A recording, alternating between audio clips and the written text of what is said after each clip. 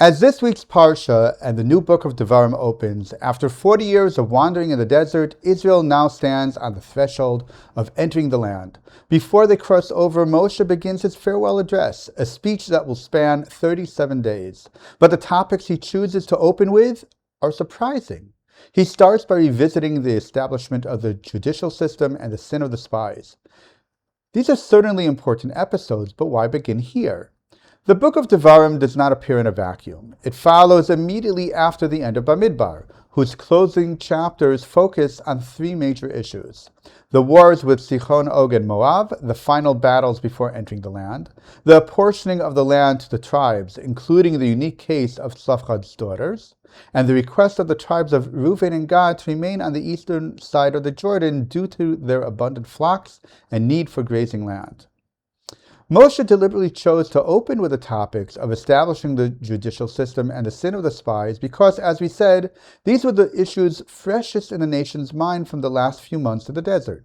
They were the most recent experiences shaping Israel's thinking, and therefore provided natural entry points for the messages Moshe wanted to convey. Case in point, the episode of Tzlafchad's daughters was a watershed moment. It demonstrated not only their profound love for the land, but also the strength and integrity of the judicial system Moshe had established at the beginning of the nation's journey. Their case showcased how that system functioned, how questions were brought, adjudicated, and resolved. By opening with the creation of the judicial system, Moshe reminded Israel of the very mechanism that had allowed such cases to be handled with fairness and clarity. By contrast, the episode of Reuven and Gad highlighted a very different concern. Whereas Tzlafchad's daughters embodied a deep love for the land, the request of these two tribes raised the fear of rejecting it. Their proposal to remain east of the Jordan immediately reminded Moshe of the sin of the spies, and he worried that history might repeat itself.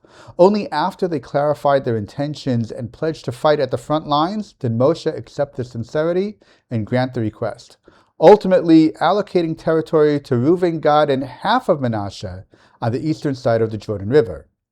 By beginning his farewell address with these two themes, the judicial system exemplified by Tzlafchad's daughters and the potential rejection of the land raised by the tribe's request, Moshe anchored his words in the concerns most present for both himself and the nation.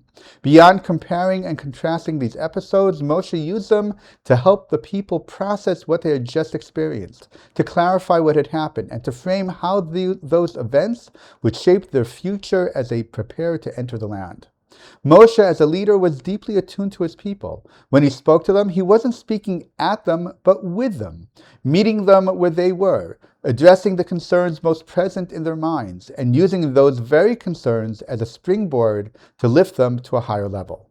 As the nation stood on the threshold of entering the land, Moshe's opening words reminded them of what they had just experienced, what those moments meant, and how they would carry those lessons forward into the future, awaiting them on the other side of the Jordan. Shabbat Shalom.